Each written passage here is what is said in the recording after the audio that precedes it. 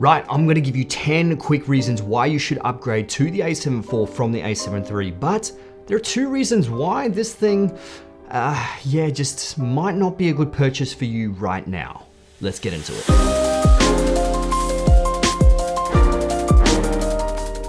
What's going on, my friends? My name is Jason. I hope you're all doing absolutely fantastic today. We're gonna be talking about the a7 IV and if it's worthwhile upgrading from the a7 III in 2021 and 2022. There are a couple of reasons why you might not want to upgrade to this thing, but I'm gonna give you 10 reasons why you should upgrade to this thing. Now, the first reason is actually that 33 megapixel sensor.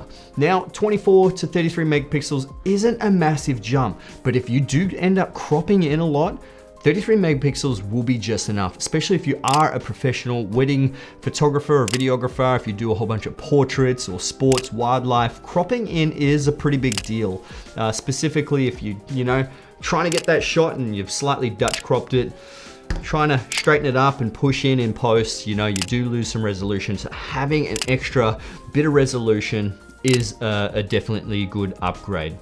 Now, the next one is 4K, 30 frames per second, 4K, 60 frames per second, which is great. We're limited to 4K, 30 frames per second with a slight crop on this one in only 8-bit codec, whereas this has got 10-bit 422 codec, which is fabulous for color grading. There is a massive difference between 8-bit and 10-bit. When it comes to 10 and 12, not really too much of a difference that is noticeable. 8-bit to 10-bit is like almost night and day, which is phenomenal. Color grading is gonna be so much easier, especially when you wanna use S-Log3, get the best dynamic range out of your camera.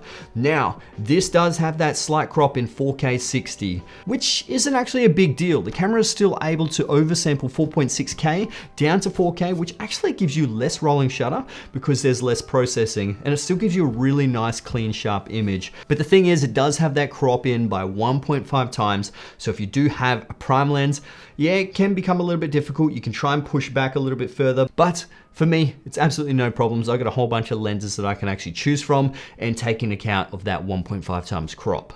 So another reason when it comes to video and photo is actually the recording codecs. So there's a whole bunch of different recording codecs with compressed files and also All-I, which is absolutely fabulous, but it's 250 megabits per second, so it's quite hefty.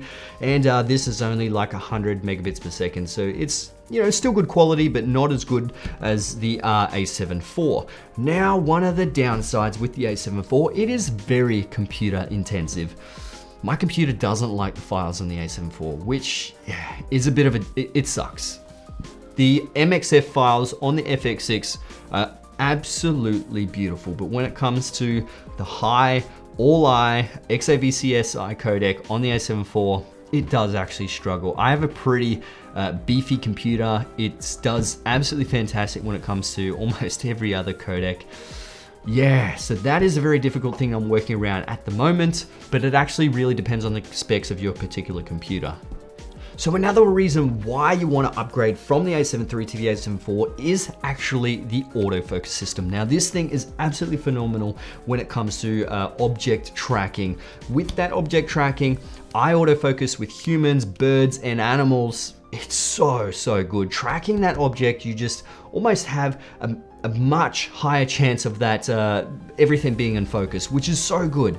Yes, this does have 10 frames per second. This does have about 6 frames per second in uncompressed RAW, which is less, but the hit rate is actually more. So essentially, the a7 IV is better than the a7 III because you're gonna have more in focus than what you're actually gonna have on the a7 III. Now, I actually don't hold my finger down for too long, so burst mode isn't really a big thing, but when it comes to weddings, that bride walking down the aisle, it is very common to let that shutter button go down and just spray, try and get the best reactions coming down the aisle. Can come down to sports photography as well, but 6 frames per second is still pretty decent, and I do think it is a worthwhile upgrade at the moment. Okay, so now another reason, and a lot of people don't actually like this, but it is actually the flip screen.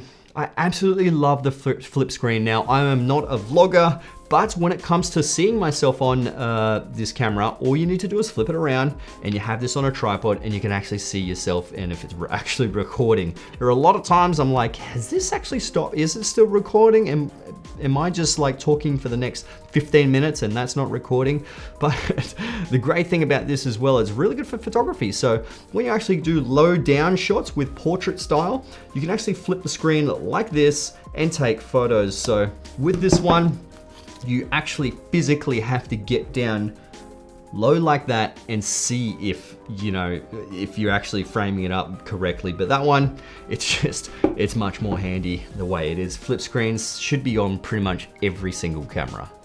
When it comes to the screen quality and EVF quality, no real major upgrade there. I see what Sony have done. They tried to reduce the price of this, so they haven't given us the, you know, that $9.44 million EVF and the awesome back screen. I really don't give a shit. It's perfectly fine. I'm not trying to watch a movie on the back screen. I'm just trying to frame up, compose my shots, bring it into post, and I'm all sweet. As long as the image quality on this thing is fabulous, don't give a shit what the back screen actually looks like.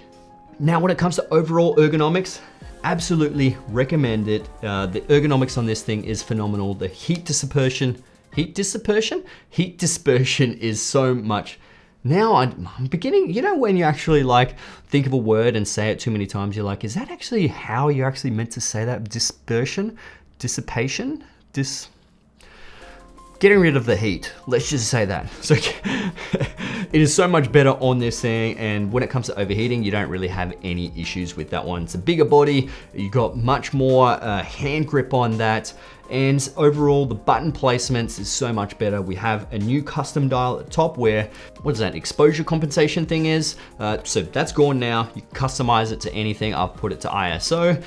The top button here, you do have a quick mode where you can put it into photo and video. And the great thing is it actually keeps your settings separate, which is good. So if you have some photo settings and you go into video mode, it's not gonna keep those photo settings. It'll go into your video settings. Record button's at the top as well, but I've actually programmed the record button to be on the back, same as the A7 III as well. I like to have two record buttons, top and back, just so much more handy.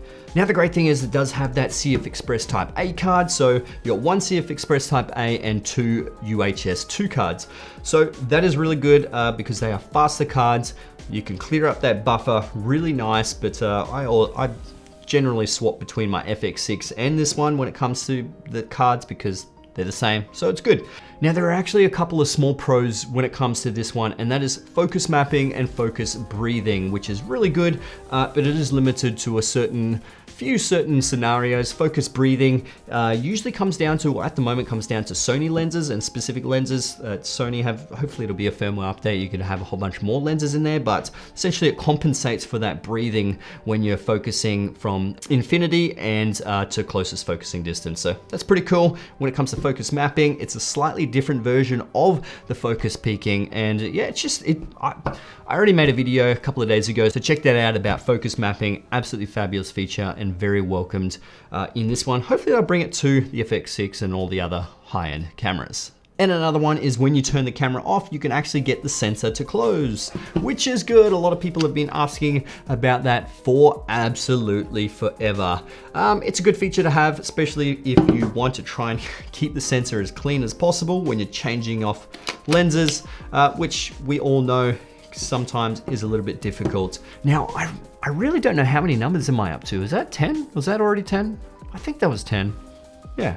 But overall, A7 IV definitely is a welcomed upgrade.